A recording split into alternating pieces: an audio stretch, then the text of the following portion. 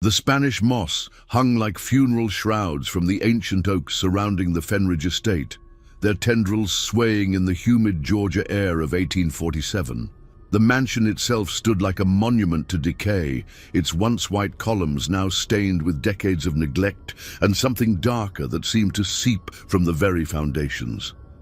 Elias Fenridge had not always been a broken man. Once his voice had thundered from the pulpit of Savannah's First Baptist Church, drawing crowds who hung on his every word about salvation and damnation. But that was before the visions began, before the night he claimed to see angels weeping blood in his bedroom, before he was found naked in the church cemetery, speaking in tongues to graves that had been disturbed. The scandal had been swift and merciless. Whispers of madness, of unholy practices, of a preacher who had lost his way so completely that even God had turned his face away. Elias had fled with his young wife, Margaret, and their 3 children to this remote plantation house, purchased with what remained of his savings and a desperation that bordered on the supernatural. "Papa, why can't we go outside?" 7-year-old Sarah asked on their first morning in the house, her small hands pressed against the parlor window. Beyond the glass, the garden stretched wild and overgrown, filled with the promise of adventure that only a child could see in such desolation. Elias's weathered face hardened as he approached his daughter, his footsteps echoing hollowly on the warped wooden floors. "Because, child, there are things in these woods that hunger for innocence, things that would steal your very soul if given the chance." Margaret looked up from her needlework, concern creasing her brow. "Elias, surely you don't mean to keep them prisoners in their own home?" His eyes, once warm with the fire of righteous conviction, now burned with something far more dangerous. "The Lord has shown me visions, Margaret, creatures that walk between the shadows, ancient things that predate even the Cherokee, who once called this land sacred. They watch, they wait, and they hunger for the pure of heart." 10-year-old Thomas, the eldest, stepped forward with the boldness that would later prove his undoing. "But Papa, how do you know these things are real? Maybe they're just stories the previous owners told to keep people away." The backhand came swift and sharp, sending Thomas stumbling backward. "Do not question what the Almighty has revealed to me, boy. I have seen them with my own eyes. Pale things that move like mist through the trees, their eyes like burning coals in the darkness." Little James, barely 5, began to cry at the violence, and Margaret quickly gathered him into her arms. "Elias, please, they're just children. Children who must be protected," he said, his voice dropping to a whisper that somehow carried more menace than his shouts. "I have made a covenant with the forces that dwell here. As long as my blood remains within these walls, they will not cross the threshold. But should even one of my children step beyond that door—" He gestured toward the heavy oak entrance, its surface carved with symbols that seemed to shift in the lamplight. "The compact will be broken, and we will all pay the price." That first night, as the family huddled together in the main parlor, the sounds began, scratching at the windows like fingernails on glass, whispers that seemed to come from the walls themselves. And somewhere in the distance, a sound that might have been laughter or might have been screaming. It was impossible to tell which. Margaret pulled her children closer, her heart racing as she watched her husband stand vigil by the window, his lips moving in silent prayer.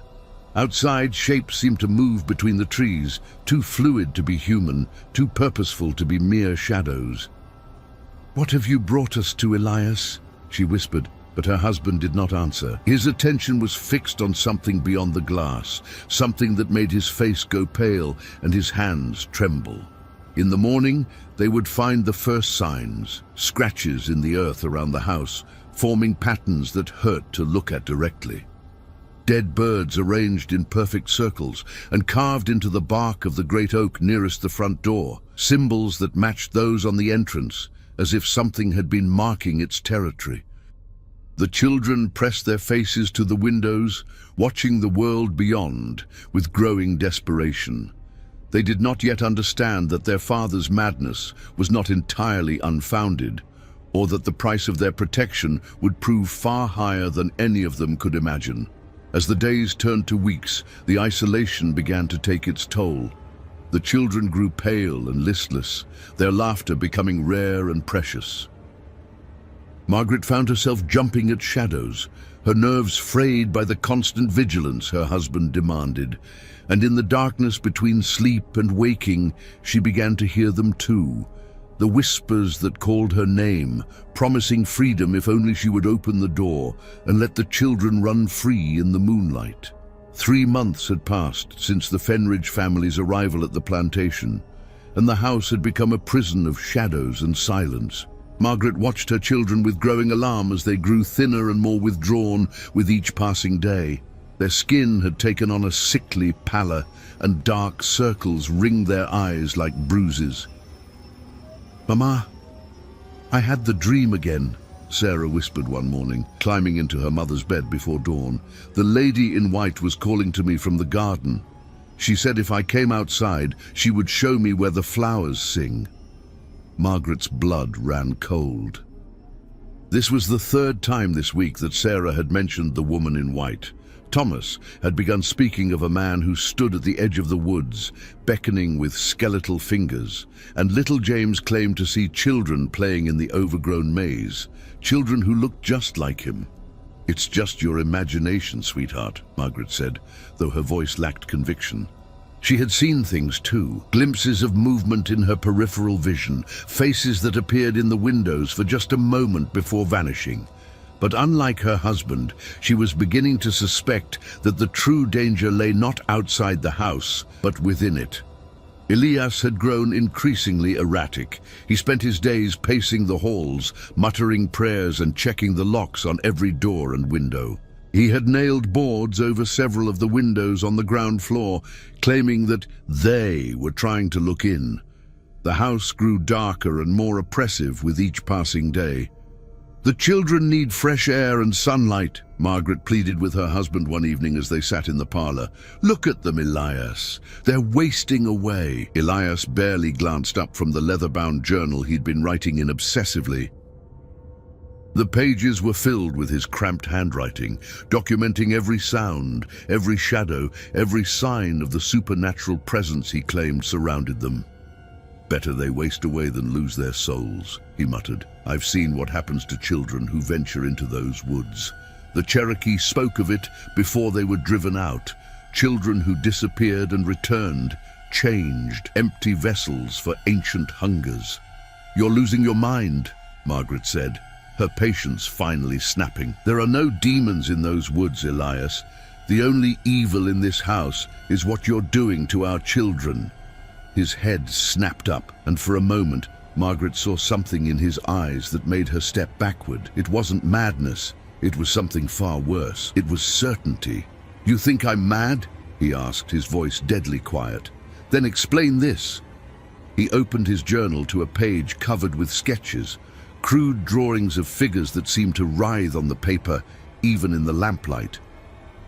Some appeared human but wrong, with too many joints or faces that were blank except for gaping mouths. Others were barely recognizable as having once been human at all. "I've been documenting them," he said. "Every night they gather closer. Every night they grow bolder. And every night they whisper the names of our children." Margaret stared at the drawings, her heart pounding. Despite herself, she recognized some of the figures. The woman in white that Sarah described.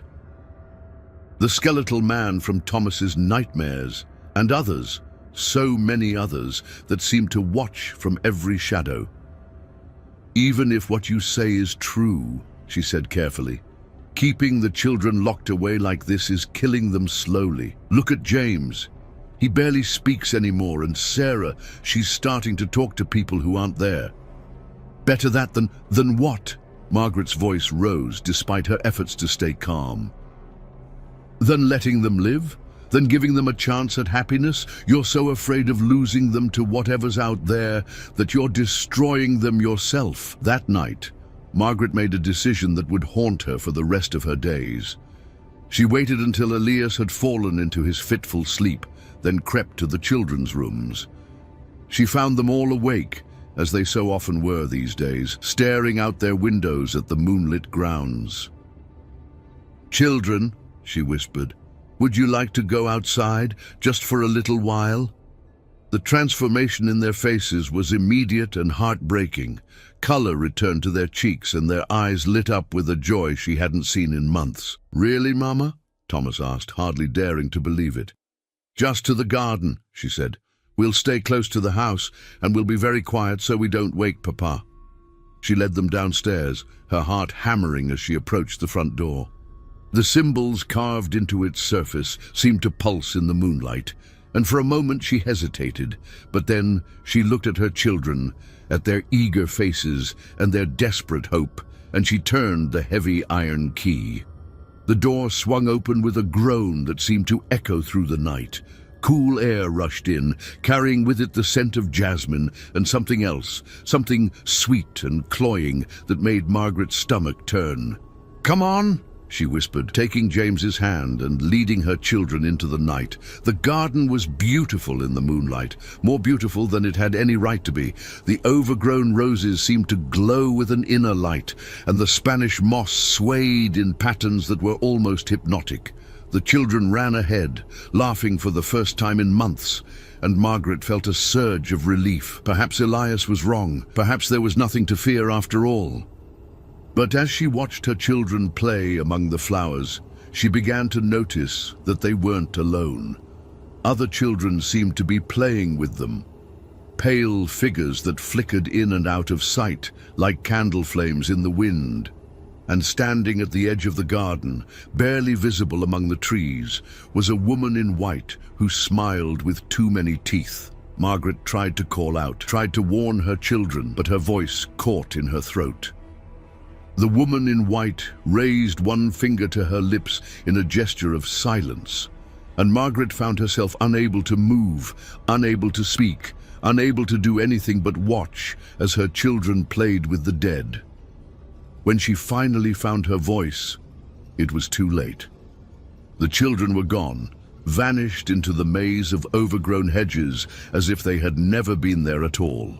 Only their laughter remained, echoing through the night like the memory of joy. Margaret ran through the garden, calling their names, but found only empty pathways and shadows that seemed to mock her desperation.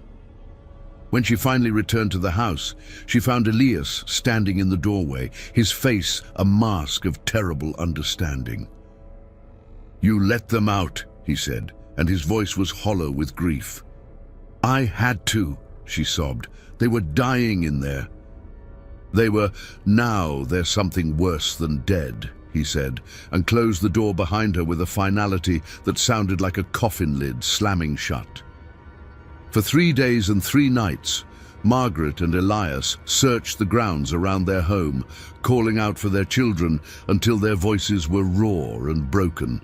The local sheriff, a weathered man named Coleman who had known better days, organized search parties that combed through the surrounding woods and swampland. But as the hours turned to days, hope began to fade like morning mist. On the 4th morning, Margaret sat by the parlor window, her eyes red-rimmed and hollow. She had not slept since the children disappeared, sustained only by coffee and the desperate belief that they would return. Elias paced behind her, his journal clutched in his hands, muttering prayers that sounded more like curses. "They're not coming back," he said finally, his voice barely above a whisper. "I told you what would happen. I warned you, but you wouldn't listen." Margaret turned to face her husband, and he was shocked by the transformation in her appearance. In just 3 days, she seemed to have aged years. Her hair, once lustrous and brown, now showed streaks of premature gray, and her skin had taken on a waxy pallor that reminded him uncomfortably of a corpse. "Don't you dare blame me," she said, her voice carrying a dangerous edge. "You're the one who brought us to this godforsaken place. You're the one who filled their heads with stories of monsters and demons. If you hadn't kept them locked up like animals..." "If I hadn't kept them safe, you mean..." Elias interrupted. I made a bargain, Margaret. I thought you understood that. As long as they stayed within these walls, the things in the woods would leave us be. But you broke that compact. You opened the door and let them out. And now... He trailed off as a sound reached them from outside. The sound of children laughing. Margaret's head snapped toward the window, her heart leaping with desperate hope. "Sarah!" she called out, pressing her face to the glass. "Thomas? James?" The laughter came again, closer this time, and Margaret could see movement in the garden. 3 small figures were playing among the overgrown roses, their movements quick and playful. Without thinking, she ran toward the front door. "Margaret, no!" Elias grabbed her arm, his grip tight enough to bruise. "Look at them, really look." She turned back to the window, and this time she saw what he meant. The children in the garden moved wrong. Too fluid, too quick, like marionettes controlled by an inexpert hand. And their skin was the color of moonlight, pale and translucent, as if all the blood had been drained from their bodies. "That's not them," Elias whispered. "That's what's wearing their faces." But Margaret was beyond reason. She tore free from her husband's grasp and flung open the front door. "Sarah, Thomas, James, come inside, my darlings. Come home." The 3 figures in the garden stopped their play and turned toward the house. Even from a distance, Margaret could see that their eyes were wrong, too large, too dark, like pools of black water that reflected nothing. But their faces were her children's faces, and that was enough. "Mama!" called the thing that looked like Sarah, its voice carrying perfectly across the garden despite the distance.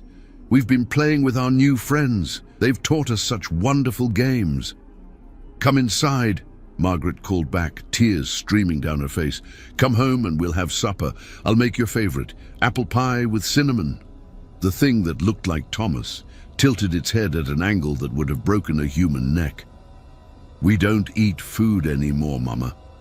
We eat other things now, sweeter things." Elias appeared beside Margaret in the doorway, his face pale with terror. "Don't invite them in," he hissed. "Whatever you do, don't invite them across the threshold." But it was too late. The 3 figures had begun walking toward the house, their movements becoming more natural with each step, as if they were remembering how to be human. By the time they reached the front porch, they looked almost exactly like the children who had disappeared 3 days ago. "Hello, Papa," said the thing wearing James's face. Its voice was perfect, exactly the right pitch and tone. But there was something underneath it, something that sounded like wind through dead leaves. "We missed you." Margaret knelt down and opened her arms, and the 3 figures walked into her embrace. They felt real enough, solid and warm, but there was something wrong with their heartbeats. They were too slow, too irregular, like the rhythm of a clock that was winding down. "Where have you been?" she sobbed, holding them close. "We've been so worried. We searched everywhere." "We've been learning," said the Sarah thing, its voice muffled against Margaret's shoulder. "The lady in white has been teaching us about the old ways, about the hunger that lives in the dark places." Elias backed away from the reunion, his journal clutched to his chest like a shield. He could see what Margaret could not, or perhaps would not. The children's shadows fell wrong, stretching in directions that defied the position of the sun. And their reflections in the window glass showed not the faces of children, but something else entirely, something with too many teeth and eyes like burning coals. "Margaret," he said urgently, "bring them inside, quickly." She led the children into the parlor, settling them on the sofa where they sat with unnatural stillness. They didn't fidget or squirm as children should. They simply sat and watched their parents with those 2 dark eyes. "Are you hungry?" Margaret asked, her maternal instincts overriding her growing unease. "Thirsty? You must be tired after being away so long." "We're not tired, Mama," said the Thomas thing. "We don't sleep anymore. Sleep is for the living." The words hung in the air like a death knell, and Margaret felt something cold settle in her stomach. "What do you mean, sweetheart?" The lady in white explained everything. said the James thing, its small hands folded neatly in its lap. She told us about the compact Papa made, how he promised to keep us inside so that we would stay pure and untainted, how our innocence was the price of his protection. Elias felt the blood drain from his face. How do you know about that? The three children turned to look at him in perfect unison, their movements synchronized like a music box ballet. Because we're part of it now, Papa. We're part of the bargain, and the terms have changed. What do you mean? Margaret asked, though part of her already knew she didn't want to hear the answer. The Sarah thing smiled, and for just a moment, its face seemed to flicker, revealing something underneath that was all teeth and hunger. We can come and go as we please now, but you have to stay, forever and always. You have to stay within these walls. Because if you leave, if you break the new compact, then we'll have to feed on others, and we're so very, very hungry. Outside, the sun was setting, and the shadows in the parlor grew long and dark. Margaret looked at her children, at the things that wore their faces, and realized with growing horror that they cast no shadows at all. What happened to my real children? She whispered. The three figures exchanged glances, and when they smiled, their teeth seemed sharper than they should be. We are your real children, Mama, they said in unison, their voices harmonizing in a way that made Margaret's skin crawl. We're just improved. 6 months had passed since the children's return, and the Fenridge house had become a monument to madness and despair. Margaret had aged decades in those months, her hair now completely white and her hands shaking with a palsy that no doctor could explain.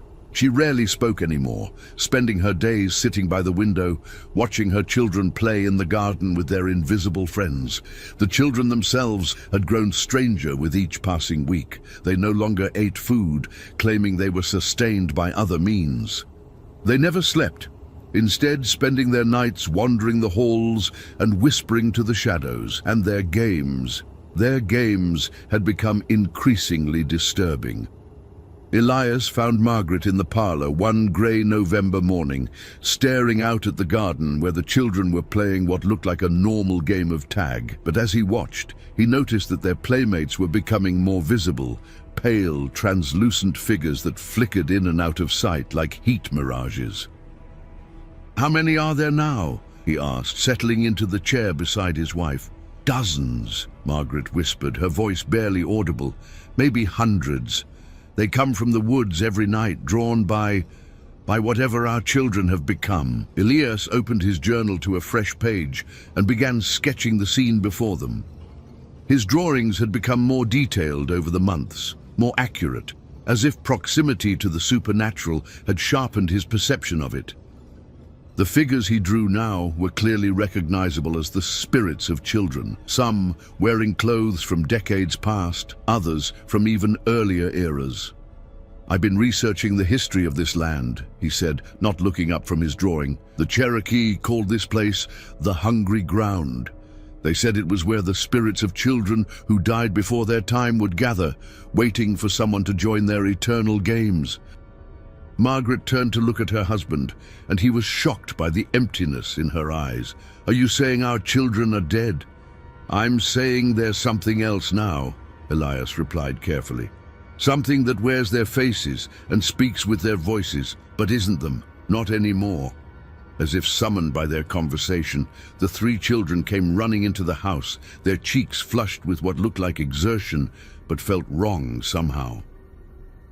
They moved with too much energy, too much vitality, as if they were drawing life from somewhere else. Mama! Papa! Called the Sarah thing, its voice bright with artificial cheer. We've made so many new friends. They've been telling us stories about the old days, about all the families who lived here before us. What kind of stories? Elias asked, though he dreaded the answer. The Thomas thing perched on the arm of Margaret's chair, its weight somehow both real and insubstantial. Stories about children who got lost in the woods and never found their way home, about parents who went looking for them and disappeared too, about a house that keeps its secrets buried deep in the cellar. Margaret's head snapped up at that. What cellar? This house doesn't have a cellar. The three children exchanged those synchronized glances again, and the James thing giggled, a sound like breaking glass. Oh, but it does, Mama. It's just been hidden for a very long time. Would you like us to show you? Before either parent could respond, the children had taken their hands and were leading them toward the back of the house, to a part of the mansion that had been sealed off since their arrival. The Sarah thing produced an old iron key from somewhere in the folds of its dress, a key that Elias was certain hadn't existed moments before. "Where did you get that?" he demanded. "The lady in white gave it to us," the Thomas thing replied matter-of-factly. "She said it was time for you to see the truth about this place, about what you really agreed to when you made your bargain." The key turned easily in the lock, and the door swung open to reveal a narrow staircase descending into darkness. The air that rose from below was thick with the smell of earth and decay, and something else, something sweet and cloying that made Margaret gag. "We don't want to go down there," she said, trying to pull back, but the children's grips were surprisingly strong. "But you have to," the James thing said, its voice taking on a petulant tone. "It's part of the compact. You have to see what you're protecting us from, what we're protecting you from." The descent into the cellar felt like a journey into hell itself. The walls were carved from living rock, and strange symbols covered every surface, symbols that seemed to writhe and shift in the flickering light of the candles the children had somehow produced. The air grew colder with each step, and Margaret could hear sounds echoing from the depths below, whispers, laughter, and something that might have been weeping. At the bottom of the stairs, they found themselves in a vast underground chamber that stretched far beyond what should have been possible given the dimensions of the house above. The walls were lined with alcoves, and in each alcove, Margaret screamed. In each alcove sat the mummified remains of a child, their bodies preserved by the strange atmosphere of the cellar. Some wore clothes from the current century, others from decades or even centuries past. But all of them had one thing in common. Their eyes had been replaced with smooth black stones, and their mouths were sewn shut with silver thread. "Welcome to the real Fenridge family," the Sarah thing said, its voice echoing strangely in the vast space. "Every child who has ever lived in the house above, every innocent soul who was offered up to keep the hungry things at bay." Elias stared in horror at the dozens of preserved corpses. "This is what you meant by a compact. This is what I agreed to." "Not exactly," said a new voice, and they turned to see a woman in white emerging from the shadows at the far end of the chamber. She was beautiful in the way that poisonous flowers are beautiful, lovely to look at but deadly to touch. "The compact your predecessor made was much simpler. He agreed to provide one child every generation to feed the hunger of this place. In return, his family would be protected from the other things that dwell in these woods." "But I never agreed to that," Elias protested. "I never." "You agreed to keep your children safe within these walls," the woman interrupted. "You agreed to let them waste away, rather than risk their souls to the dangers outside. What did you think would happen when they finally died of neglect and despair? Did you think their spirits would simply move on to whatever lies beyond?"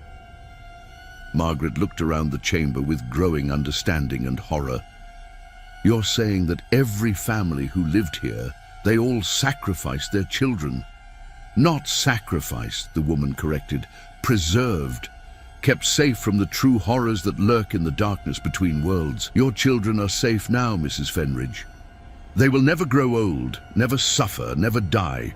They will play here forever in the company of all the other children who came before them. But they're not really our children anymore," Margaret whispered. "No," the woman agreed. "They're something much better. They're eternal." The three children who wore her children's faces smiled up at Margaret with those two dark eyes. "Don't you want to stay with us, Mama? Don't you want to be part of the family forever?"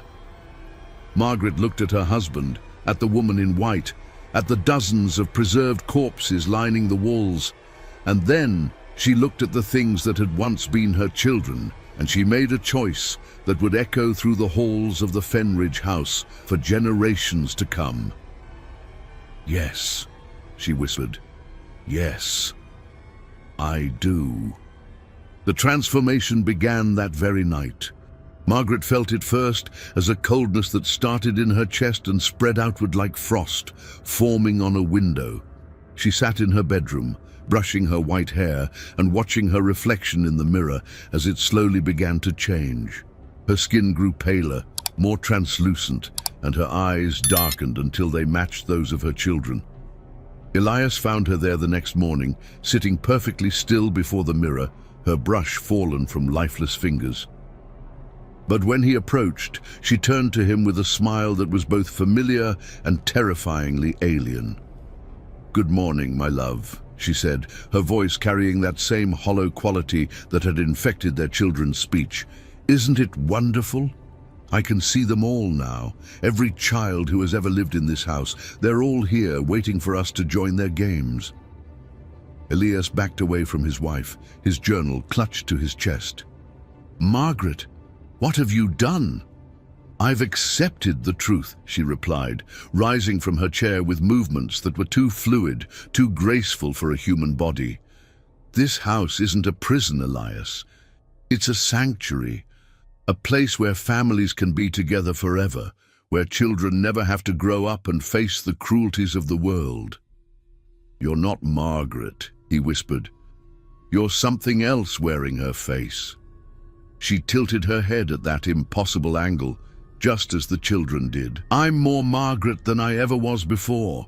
I'm Margaret without fear, without doubt, without the burden of mortality. And soon you'll join us too." But Elias was not ready to surrender. That night, while his transformed family played their eternal games in the garden, he barricaded himself in his study and began to write. If he could not save his family, perhaps he could at least warn others who might come after. He wrote of the compact that bound the house, of the woman in white who collected children's souls, like a gardener collecting flowers. He wrote of the cellar full of preserved corpses, and the spirits that danced in the moonlight. And he wrote of the choice that every family who lived here would eventually face: join the eternal games, or watch their loved ones waste away into something far worse than death. For 3 days, he wrote without stopping, sustained only by coffee and the desperate hope that someone, someday, would read his words and understand. But on the 4th day, they came for him. He heard them first as whispers in the walls, then as footsteps in the hallway outside his study. The door, which he had locked and barricaded, swung open as if it weighed nothing at all. Margaret stood in the doorway, flanked by their 3 children, all of them smiling with that same terrible serenity. "It's time, Elias," Margaret said, extending her hand toward him. "Time to join the family properly." "I won't," he said, backing against the window. "I won't become like you. You already are," said the Seraphim, its voice gentle and patient. "You've been changing since the day we returned. Haven't you noticed? You don't eat anymore. You don't sleep. You spend your days writing in that journal. But when was the last time you actually read what you've written?" Elias looked down at his journal, at the pages he had filled with his desperate warnings. But the words on the page weren't what he remembered writing. Instead, they were filled with drawings, hundreds of sketches of children playing, of families gathered together, of a house where love conquered death itself. "You see," Margaret said, moving closer, "you've been one of us all along. You just needed time to accept it." Elias felt the last of his resistance crumble as he looked at his family. His beautiful, eternal family who would never age, never suffer, never leave him. The woman in white appeared beside them, her smile warm and welcoming. "Welcome home, Elias," she said. "Welcome to the real Fenridge family." And so the cycle continued, as it had for generations before and would for generations to come. The house stood empty for decades after that, its windows boarded up and its grounds overgrown. But sometimes, on moonlit nights, travelers passing by would report seeing lights in the windows and hearing the sound of children laughing in the garden. In 1923, the property was finally sold to a young couple from Atlanta, the Hendersons, who had 3 children of their own and dreams of restoring the old mansion to its former glory. They found Elias's journal in the study, along with dozens of others left by previous families, but they dismissed the writings as the ravings of madmen, the products of isolation and superstition. The Henderson children were never allowed outside either, though for different reasons than the Fenridge children had been. Mrs. Henderson claimed they were too delicate for the Georgia heat, too sensitive for the rough play of country children. She kept them inside, safe and protected, just as every mother before her had done. And in the cellar, the collection grew larger. The woman in white was patient. She had all the time in the world, and there were always more families, more children, more souls to add to her eternal garden. The Fenridge family had been particularly special. Their love for each other had been so strong that they had chosen transformation over separation. But every family brought something unique to the collection, some new flavor of devotion and despair. On quiet nights, when the moon was dark and the world above was sleeping, all the families would gather in the great parlor that existed somewhere between the house and the cellar, somewhere between life and death. The Fenridges would be there, still playing their games, still loving each other with an intensity that transcended mortality. And they would welcome each new family with open arms, teaching them the rules of their eternal existence. The children never aged, the parents never died, and the house kept its secrets, buried deep in the earth where only the dead could find them. But sometimes, just sometimes, when the wind was right and the barriers between worlds grew thin, the truth would seep up through the floorboards like groundwater. And those who were sensitive to such things would feel it, the weight of all those watching eyes, the echo of all that laughter, the terrible love that bound the Fenridge family together for all eternity. The house still stands today, though it has changed hands many times since the Hendersons. Each family brings their own story, their own tragedy, their own choice between love and loss. And in the cellar, the alcoves wait patiently for new occupants, while the woman in white tends her garden of souls with the devotion of a mother caring for her children, because that's what she is in the end, a mother who refuses to let her children go, who has found a way to keep them safe forever in a world that exists outside of time and death. And every family who comes to live in her house eventually understands the terrible beauty of that gift, the awful mercy of eternal love.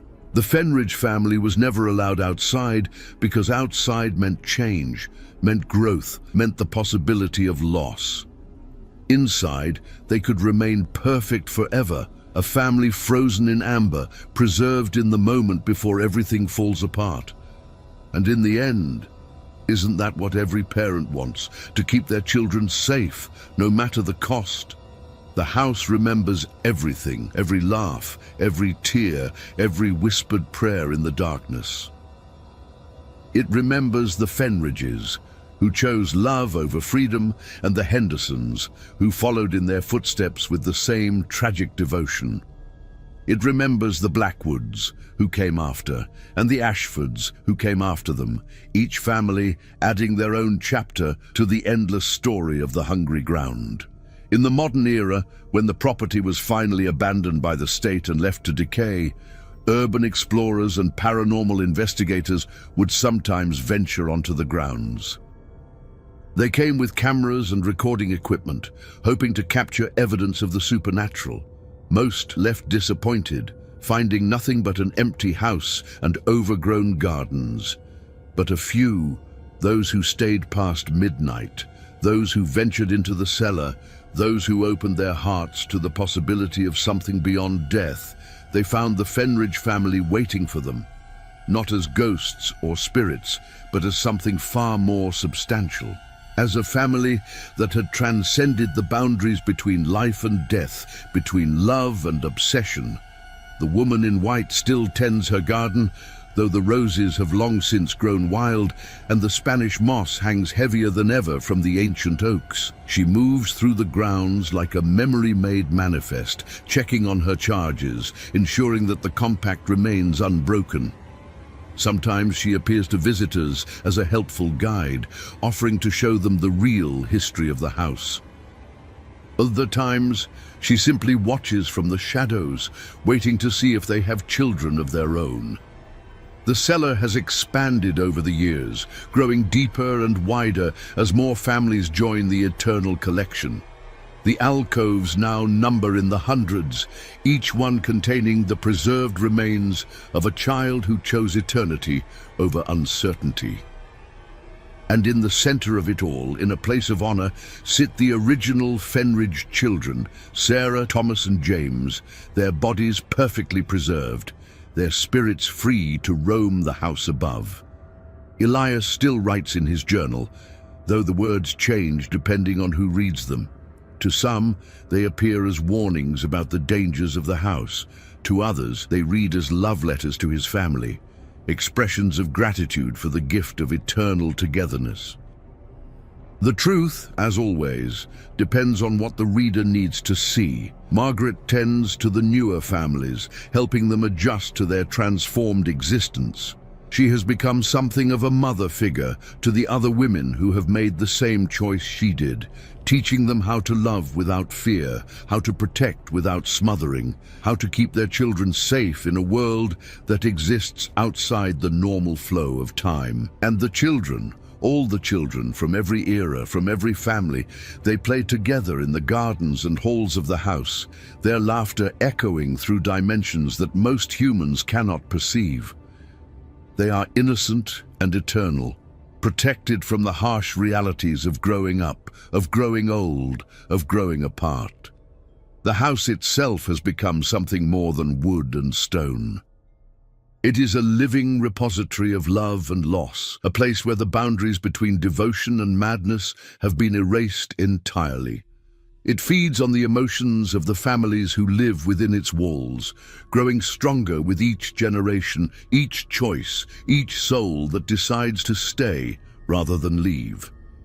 Local historians have tried to piece together the true history of the Fenridge estate, but the records are incomplete, contradictory, impossible to verify. Some claim the house was built on an ancient Cherokee burial ground. Others insist it was the site of a colonial-era orphanage that burned down under mysterious circumstances. The truth is probably simpler and more terrible than any of these theories. It is simply a place where love became so concentrated, so intense, that it warped the very fabric of reality around it. The woman in white knows the real history, of course. She remembers when the first family arrived, desperate and broken, willing to make any bargain to keep their children safe. She remembers the moment when love became something darker, when protection became imprisonment, when the desire to keep loved ones close forever overcame all other considerations. She was that first mother, though her name has been lost to time and transformation. She made the original compact with forces that existed long before human civilization, entities that fed on emotion and thrived in the spaces between life and death. In exchange for her children's eternal safety, she agreed to serve as their guardian and recruiter, drawing other families into the same terrible bargain. Over the centuries, she has perfected her methods. She knows exactly what to say to desperate parents, how to present the choice in terms that make it seem reasonable, even merciful. She understands that every parent harbors the secret fear that they will not be able to protect their children from the world's cruelties, and she offers them a solution that is both beautiful and monstrous. The Fenridge family was special because they embraced the transformation so completely. Most families resist at first, clinging to their humanity even as it slips away. But the Fenridges understood instinctively that love sometimes requires sacrifice. that keeping someone safe might mean changing them into something else entirely. Their story has become legend among the spirits that inhabit the house. They are held up as an example of what a family can become when they choose each other over everything else, over life, over death, over the natural order itself. They are proof that love can conquer anything, even mortality, if the price is paid willingly. And so the house waits, patient and eternal, for the next family to discover its secrets. It waits for parents who love their children too much to let them go, for children who would rather stay safe than grow up, for souls who are willing to trade freedom for the promise of forever. The Fenridge family is still there, still playing their games, still loving each other with an intensity that burns like a cold flame in the darkness. They are the heart of the house now, the center around which all the other stories revolve. Their love has become the foundation upon which the entire supernatural ecosystem rests. And sometimes, on nights when the veil between worlds grows thin, their story bleeds through into the waking world. People driving past the abandoned estate report, seeing lights in the windows, hearing children's laughter carried on the wind. Some claim to have seen a family of 5 standing on the front porch, waving as if welcoming visitors home. These sightings are dismissed as tricks of light and shadow, as the products of overactive imaginations.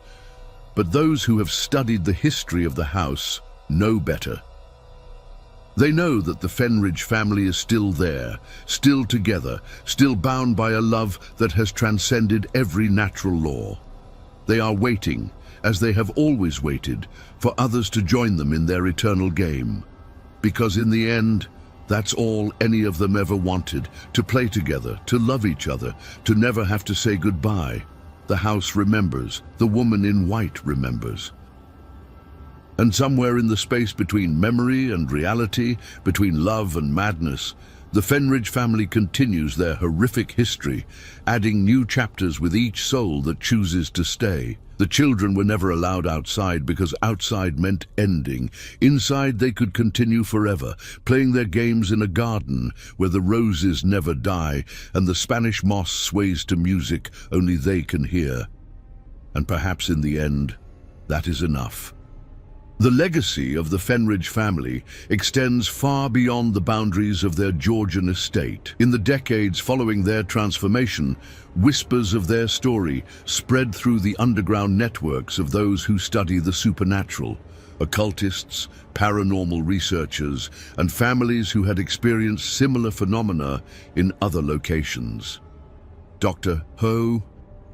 Evelyn Marsh, a professor of folklore at Emory University, spent the better part of the 1970s documenting what she called familial preservation sites, locations where intense parental love had somehow transcended death itself. Her research, published posthumously after her mysterious disappearance in 1979, identified 17 such sites across the American South, each with its own variation of the Fenridge pattern. In her final notes, found scattered across her office desk, Dr. Marsh wrote, "The Fenridge case represents the purest expression of what I have come to call protective metamorphosis, the transformation of human love into something that exists outside the normal parameters of life and death. The family unit becomes a closed system, feeding on its own emotional energy and growing stronger with each generation that chooses preservation over progression." Her research suggested that the woman in white was not unique to the Fenridge estate, but rather part of a larger network of entities that had learned to cultivate and harvest familial devotion. These beings, which Dr. Marsh termed maternal shepherds, appeared to move between sites, establishing new preservation grounds wherever they found families desperate enough to make the necessary sacrifices. The pattern was always the same: isolation, desperation, the gradual erosion of boundaries between protection and imprisonment, and finally the choice between losing loved ones to the natural world or keeping them forever in an unnatural one. The Fenridge family had simply been the most successful example of this process, their love so pure and complete that they had become a template for all who followed. In 1983, a young journalist named Michael Torres attempted to investigate the Fenridge estate for a magazine article about Southern Gothic legends. He spent 3 days on the property, camping in the overgrown gardens and exploring the abandoned house. His final journal entry, discovered weeks later when search teams found his abandoned campsite, read, "Day 3. I understand now why families stay. It's not about fear or madness or supernatural compulsion. It's about love in its most concentrated form. I've seen them, the Fenridges, and they're not ghosts or demons or anything evil. They're just a family that loved each other so much they refused to let death separate them. Margaret showed me the cellar tonight, and I saw all the children, all the families who made the same choice. They're not suffering. They're not trapped. They're exactly where they want to be, playing eternal games in a place where nothing bad can ever happen to them again." Torres was never found, though locals reported seeing a young man playing with the Fenridge children in the garden on moonlit nights. His camera equipment was discovered in the cellar, along with hundreds of photographs that showed empty rooms and corridors, except for one. A single image captured the entire Fenridge family standing together in the parlor, smiling at the camera with expressions of perfect contentment.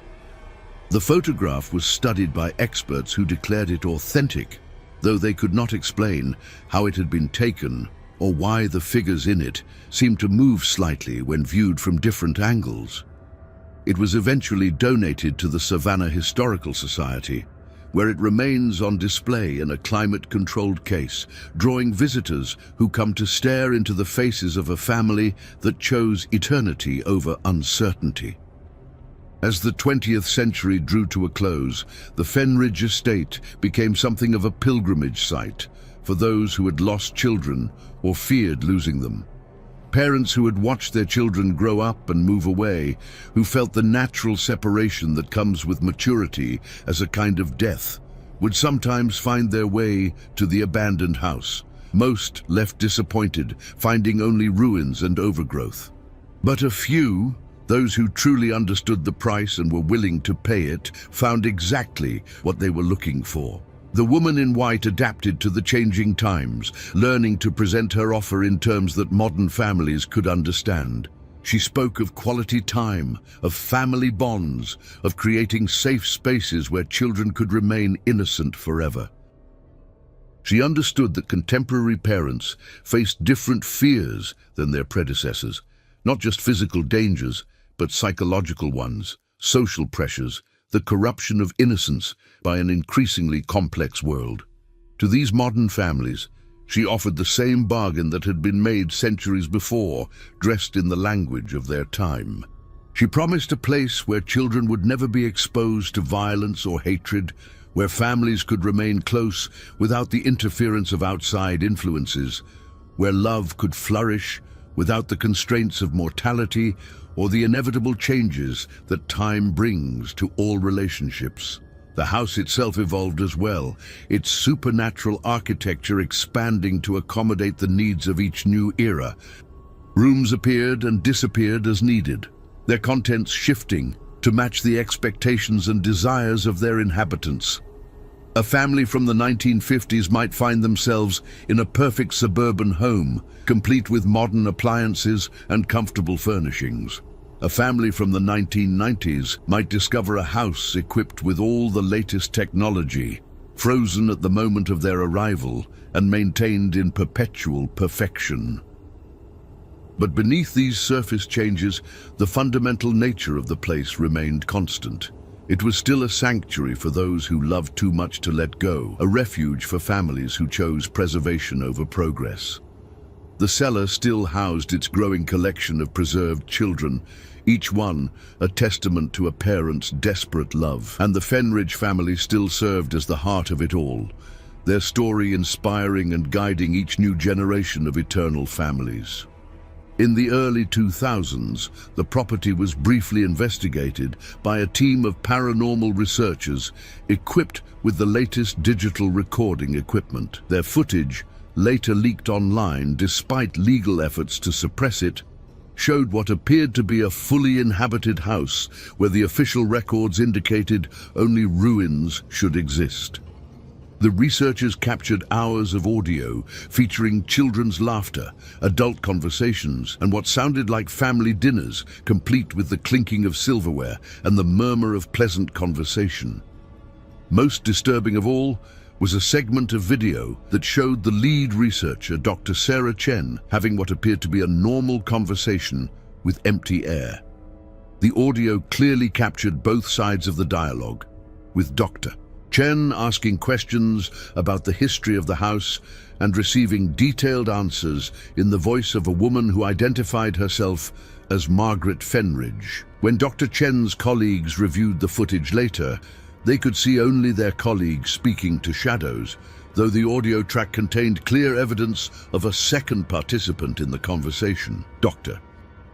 Chen's final report, submitted to her university before her resignation from academic life, concluded, "The Fenridge estate exists in a state of temporal and dimensional flux, occupying multiple realities simultaneously. The family that bears its name has achieved a form of existence that transcends our normal understanding of life and death.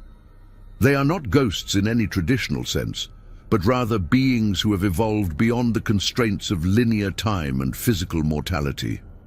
Their love for each other has become a force of nature, creating a pocket of reality where their desires and needs take precedence over the laws of physics and biology." Dr. Chen was last seen driving toward the Fenridge estate with her own 2 young children in the backseat of her car. Her vehicle was found abandoned at the property's entrance, but no trace of the family was ever discovered. Local authorities conducted extensive searches of the grounds and surrounding woods, but found only the usual signs of long abandonment, overgrown gardens, boarded windows, and the persistent smell of decay that seemed to emanate from the earth itself. Yet, those who knew how to look, who understood the true nature of the place, could see the signs of new inhabitants.